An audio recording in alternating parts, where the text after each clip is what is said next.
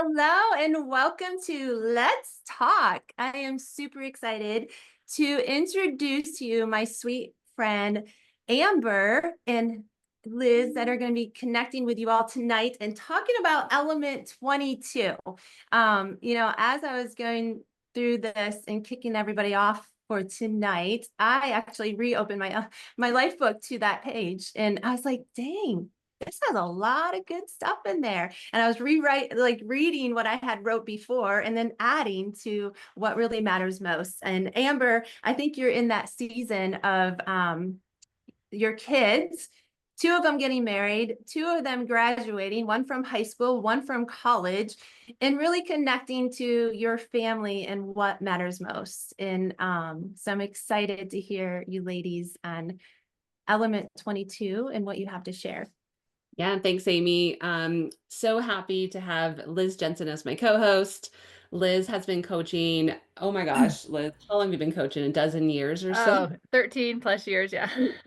Time flies when you're having fun, right?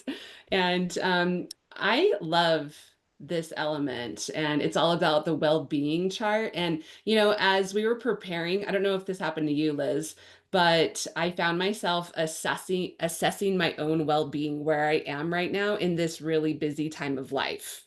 Did you find yourself doing the same? Yes, for sure. And isn't it amazing how Optavia helps us not just move forward with our health, but in all aspects of our life? I love that, how I just started thinking about all areas of my life and where I'm at. So I'm excited to dive into this today. 100%. Yeah, so let's dive in. So one thing that I love about Optavia and Dr. A's life book is how he helps us assess. And we've come up with an analogy that we've probably heard before, but what house are you currently living in? Now, there's the broken house where you're just resigned and hopeless. You're just like, well, I might as well just give up. I'm never going to be enough. I'm never going to get the hang of this. I'm never going to figure it out. Have you ever felt like you're in that broken house in your life, Liz? Oh, for sure. Like physically thinking that my body was broken, like nothing's gonna work, or even like financially, like I'll never figure this out. So in all areas of my life, I think I've felt that way at some time or another. Definitely. And that's where Jared, my husband, and I felt as we were just first starting in Optavia. We felt like we were victims of our circumstance. Our identities had been stolen. We had all of this debt racked up in our name that we had not ourselves incurred. And it just kind of felt like we couldn't catch a break. It was like we were literally broke and broke. We were in the broke house. I mean, that's where we were living. And Optavia came into our life in such an amazing time because we were so stuck in that victim mindset and in that fixed mindset. So I don't know if anyone else can relate, but let's go to the fine house. Liz, tell us a little bit about this one.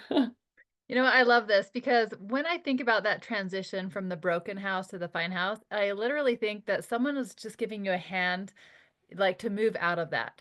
And I remember when I first like moved from that phase into the fine house, and it felt pretty awesome to tell you the truth. Like I felt like, okay, I've made it. And I love this picture because probably the house that we lived in before this looked a lot like this house, and I thought, wow, like I feel like we've stepped up in the world, but it's so easy to kind of get comfortable there, right? And feel like you're just kind of stuck and you're not moving very much in your life. But I love like these comments here that you have on this picture. I love myself just the way I am. Like you get content, right? Or you start making excuses of why it's okay just to stay where you're at. Yeah, and there's two sides of that phrase. I love myself just the way I am. There's the side of it where you are accepting yourself and loving yourself and ready to treat yourself really well. And you are just happy with like whatever has been given to you and ready to go with it, right? And then Mhm. there's this other way where you're like, well, it's not going to ever change anyway, so I might as well just like resign here. I might Yeah, as well just accept it and know that it's never going to be different. And I might as well just stay right here because I'm comfortable. exactly. And I find myself often like when I've been in stage looking backwards. At least I'm not where I was. At least I'm better off than I was. At least I'm healthier than I used to be. Like I look to the past so much more, like when I'm in this fine state. Yeah, definitely. So what's the third option? We got the broken house, we got the fine house. Let's The move to the next dream one, house. the dream house.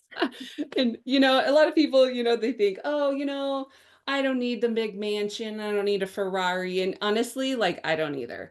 But this is more of a conceptual dream house, okay, where you are alive, you are thriving in your life, where instead of just, I'm going to resign myself, it's, I love myself enough to take care of my body, to be a good steward of my finances, to be a good steward of my mental health, where you're ready to go, you're open. Yeah, I think it's also like really being excited about what's next, always wanting to move forward and progress in your life. Yeah, definitely. And that's the growth mindset. That's where you're ready to take the clay that's been given to you and to mold it in a way where you can move forward. You can create the best life for yourself.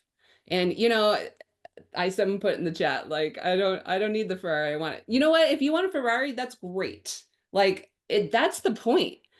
What is it for you? What is the dream house mean to you personally, with your body, with your mind, with your finances? Like, what is that dream? Have you allowed yourself to continue dreaming?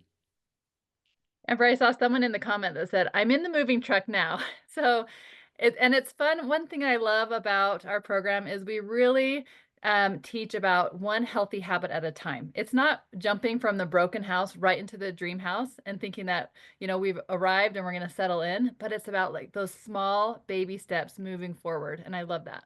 Yeah, and it's not always where you're at necessarily. It's where am I going? Like, Mhm. what journey am I on? What road am I traveling? Am I traveling backwards to the broken house, or am I traveling towards the dream house? Yeah, I love that. Betsy said paying off debt, yay me. Yeah. Right? Those steps right there. And a lot of times I think that it's so normal that we often do slip back. Maybe we go back to the broken house, right? Maybe we start gaining our weight back or go back in debt. And that sometimes is part of the journey, learning from our mistakes and learning what we want to do different next time. 100%. Well, let's throw up our poll if we have that ready. Which house most represents your body, mind, and finances right now, where you're at? Broken house, fine house, or the dream house? Go ahead and cast your vote. And, just kind of where you're at right now. Sometimes Dr. A says current reality is an acquired taste. Sometimes we don't want to really assess where we're at right now. But it's okay. Wherever you're at, that's where you're at. So, like I said, when we started Optavia, we were in the broken house, and then we spent many years in the fine house as well. And, we got to that point. I remember specifically at our very first convention, and we went to Arizona. We drove there. We had another coach get in the car with us because we I needed was in the back seat with you, Amber. no, you've definitely been in my back seat, Liz. And we got there, and Dr. A got up there and Dan Bell, and they started talking about dreaming. They started talking about are you ready to move to the dream house? Like, what do you want to accomplish? And that was a huge turning point in my life, me and my husband's, and just being able to dream again is so huge. So, okay, let's get the results up here. Okay, okay. So maybe a quarter of you just in the broken house. I love that you're like, I'm here. Okay. And maybe once you can say where you're at, you can decide to if you want to move out of it. We got about 65% of you in the fine house. That's pretty common. And 10% of you are like, I'm in the dream house, baby. So that current reality can be really good to see where you're at, right, Liz? Yes. So true.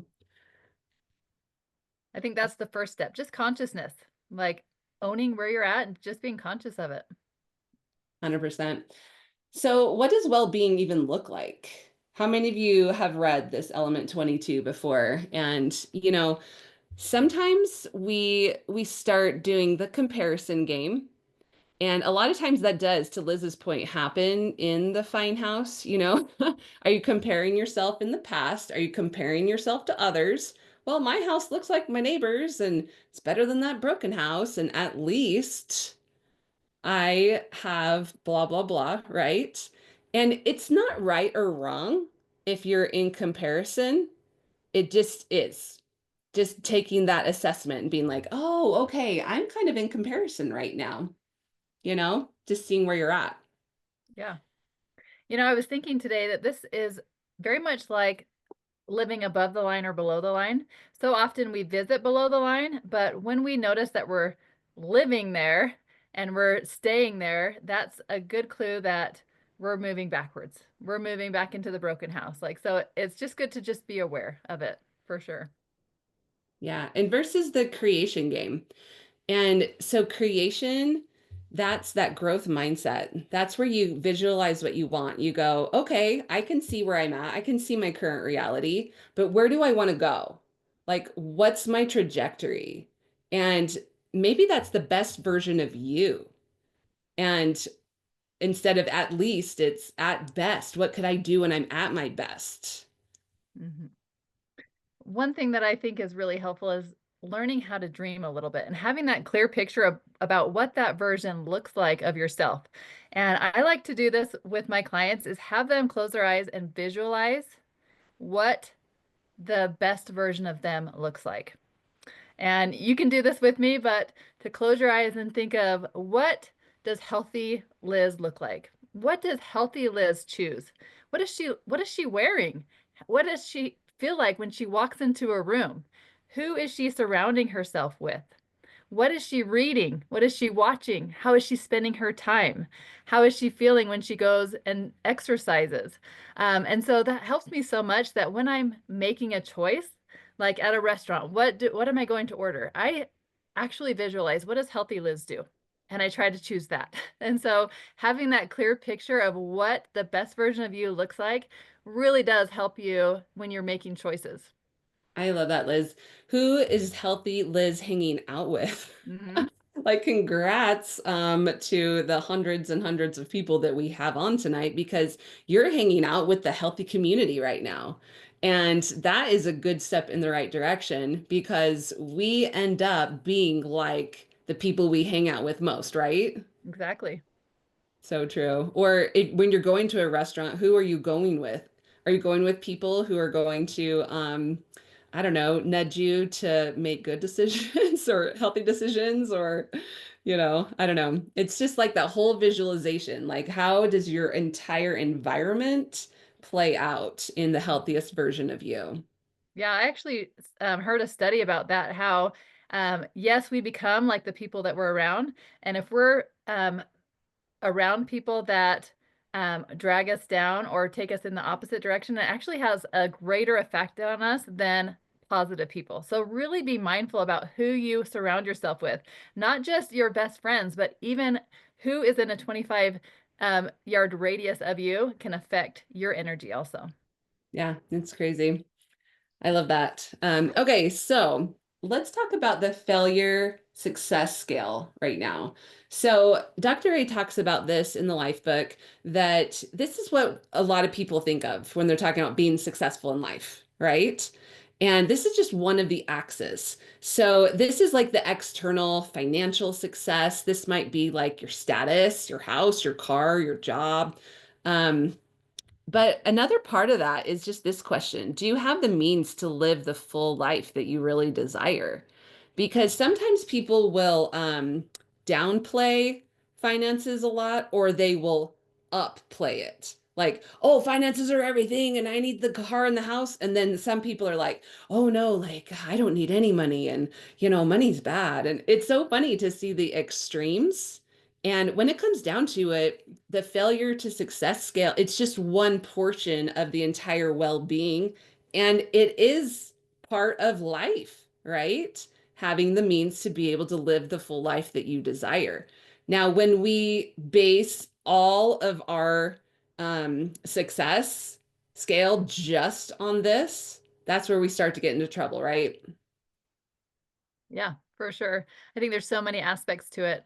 And one thing that helps me when I think about where I am on the scale is a 10 would be the best version of me. So I'm not comparing it to the best version that ever existed, but the best version of me where I want to be. So in regards to finances, maybe, I mean, you're not comparing yourself to Elon Musk, for example, but the best version of you where you ideally want to be, that's a good place to gauge that. So sometimes, that we underestimate our potential, or sometimes we overestimate it. So thinking about where I am in comparison to the best version of you, and then thinking about, okay, how can I move? If I'm a 4, how can I move to a 5?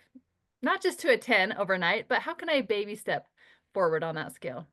Yeah, and asking yourself, am I in the comparison game or the creation game? Hmm. Like, am I just comparing, well, I have a good as car as my neighbor, or, at least I don't have as much debt as my brother, whatever. I don't know how much debt my Yeah. brother has, but And you can relate it to not just money, but your health too, your relationships, all aspects of your life as far as failure and success. yeah. So let's talk about the other axes. So how many of you are math nerds? You got the X and the Y, right? But the fulfillment depression scale is the other portion of this that a lot of people forget about. So this is like your purpose. Do you have a solid purpose? Do you have solid direction? Like, I am on the road to my best self, and this is what it looks like. This is what Liz was talking about, visualizing. Are your days filled with things that you love? Are you constantly just like wishing that it was the weekend until Sunday night rolls along and you are just so stressed out that the next day's Monday, right? Or do you have meaningful connection? Like, how are connections with your family, with your friends? Are you growing? Are you in that growth mindset? So this is the other axis of it that a lot of people don't think about when they're talking about well-being or success in their life. And so I love what you said, Liz, of just kind of like deciding where you're at, like 1 to 10. Where am I at on that fulfillment depression scale? Where 1 is like, I just barely can't even drag myself out of bed. Like, I don't have any direction in my life. I don't have any meaningful connections. And 10 is like that very best version that Liz was talking about, that you visualized it and you were there. And so, with both of those skills, I hope you took a minute to kind of decide where you were at 1 through 10 on failure to success, and then 1 through 10 on fulfillment to depression. And once you decide where you're at on each one of those, then you can see which quadrant that your current reality is right now. So, for example, let's say you were a 6 or a 7 on the success side, and then you were a 7 on the fulfillment. Okay, well, you're in the upper right quadrant, thriving, fulfilled, and successful. That's a great place to be. And yeah, we can always improve, we can always set new goals, but that's a pretty great place that you're feeling fulfilled and also having the means to be able to live your life full out. Now, if you go down to the lower right quadrant, maybe you're successful financially. Maybe you have the car and the house and the boats and whatever, but you're depressed. You're worn out. You aren't feeling those deep connections. You aren't having the time to do what you want in your life. I think You're there's not a excited to wake up in the morning. yeah, there's a lot of people probably are in that lower right who are in like high power jobs and things like that, right? And then if you look at the lower left, this is like you got no money, you got no friends. It's a sad place to be. And then the upper left is, maybe you aren't succeeding financially or that status or the things like that, but you have deep connections in your life and you have those relationships. It's the contented, the fulfilled but failing. And, Dr. A talks about his own story with the well-being chart here. How, he was in the upper right when he was that critical care physician. He was making tons of money when he was single and he was saving lots of lives, and it was very fulfilling. But then he got married and started having children, and he was making all that money. He went down to that lower right. he was worn out. He was making lots of money, but he didn't have that time with his wife and his kids. And he started feeling like, what's this all about that I'm just spending 80 hours at the hospital? And so he made a decision to quit critical care and actually start what's now Optavia. And everyone's like, you're crazy. You know, he moved to Oregon from Ohio and had his little Porsche and lived on credit cards for a few years and started spreading the news of optimal health and really starting to make a big difference in people's lives. So then he moved over to the upper left, the contented. He was fulfilled, but still not quite making money yet. And after he got Optavia going in the right direction, then right back over to thriving, fulfilled, and successful again. And so these are things that you're not just stuck. You're not stuck in one place where you're never going to move. Different decisions that we make, different choices that move our life direction in one way or the other. These are all things that can be moved, can be changed. Yeah, and I think he was willing to get out of his comfort zone. And that's what it takes. You know, they say that growth doesn't happen in your comfort zone. And Dr. A had to get out of his comfort zone. He had to give up material possessions and success and take a chance and be able to move from one quadrant to the other to really create what he wanted. And we are so grateful that he did that. 100%. Well, Liz, I would love for you to share a little bit about your story in this area and how like what you've gone through with your journey in Optavia. Oh, yes. I love sharing my story because I've jumped through the house, the different houses so often that it's kind of fun to look back. But when I started my health journey about 13 years ago, I really did feel like I was in the broken house. I thought my body was broken. I had 6 babies, just kind of that yo-yo cycle of gaining weight, trying to lose it. And the older I got, the harder it was. I felt like I was tired all the time, addicted to sugar, my body hurt. And it wasn't just physically, my finances, that was a stress. My relationships, just because I didn't feel confident or didn't want to get out and play with my kids. And so thankful for you, Amber and Jared, for sharing the program with me and, finding Optavia. I was able to get to a place that I never thought I could be with my health. So I lost 45 pounds. I did the nursing moms program and I felt amazing. I'd been lower on the scale than I had since high school. And I felt like I was in the dream house for a while, like it felt like I'd arrived. But I noticed that the longer I stayed there, the easier it was to kind of slip back. I just kind of felt stuck. Like, what's next? I didn't want to just focus on trying to keep the scale steady and not gaining it back. And so a few years ago, I just decided, you know what, I'm going to focus on being strong and just focus on being healthy. And that's where it really started to get fun. I started working out at the gym. I love the active products, started using my essential amino acids and the protein powders, and what a difference that made with being able to see change, build muscle.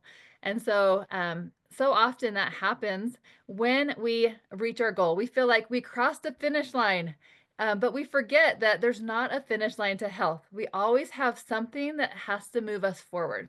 So if you're on your health journey, yes, get to that finish line and celebrate, but always have your next goal in line. Always think about what's going to keep moving me forward, and that's how we keep moving towards success. We never get comfortable in that fine house. It's always pushing us to be a little bit better. I love that, Liz. And it's just a good reminder, to assess where you're at and be like, well, where could I go? What could I accomplish? And that is sometimes the thing that helps you move forward. So in element 22, Dr. A talks about like, well, what if you're feeling stuck? And he gives some really good suggestions. And I looked at these and I was like, yes, these are all shift moves. Jim Dethmer talks about when you are below the line and you decide that you go, yep, I'm here below the line. Then sometimes you need a shift move in order to shift above the line to get into that growth and that creation spot. And here's some ideas for you. So maybe follow your passion. Like, what is it in your ideal life, what would be your passion that you would want to follow? I love this. Rekindle or find romance. And he said, maybe you're already married, but you're not like having the best romance ever. He's like, call a truce. I love that. He's like, call a truce and rekindle your romance. Take up a new hobby. Have you always been wanting to learn how to play the guitar or take up pickleball? I highly recommend pickleball. Um, Liz, talk to us about your walks.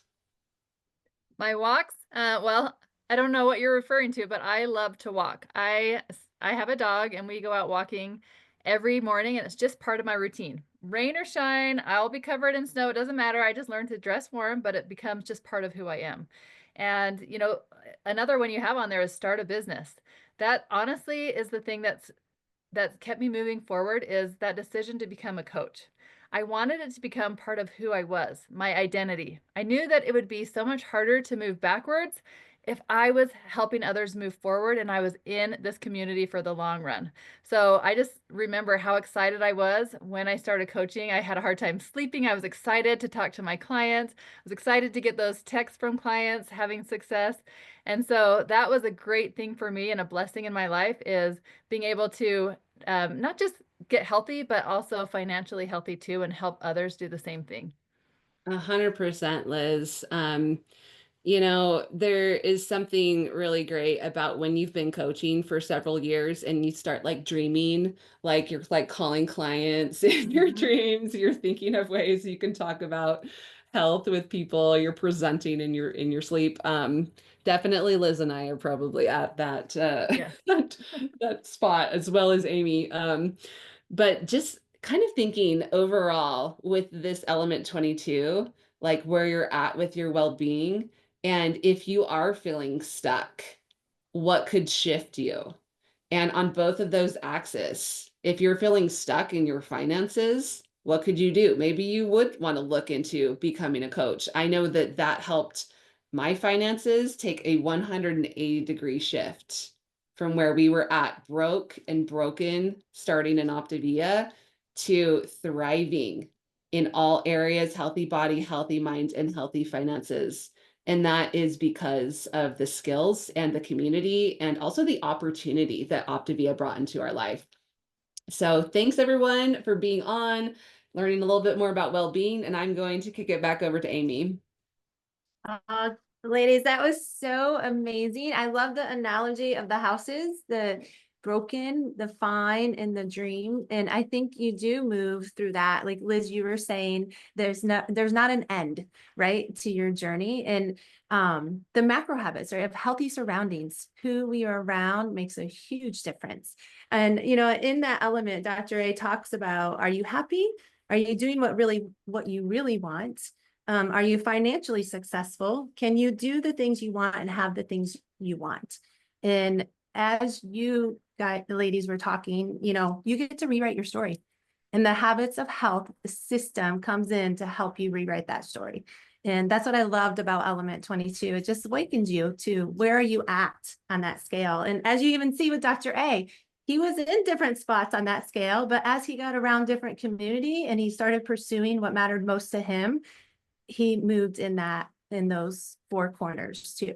So thank you so much. And we are going to, kick it off next week. Everyone has been talking about the challenge. If you guys had done that last time, there's one coming in May. It is coming May 1st. There's going to be some information coming, and just connect with your coach, and they will let you know as the emails are coming out and how to get registered to do all those things. And then next week of Let's Talk is going to come back with the health professionals. The other time was really amazing, and we are super excited to do that again on April 28th.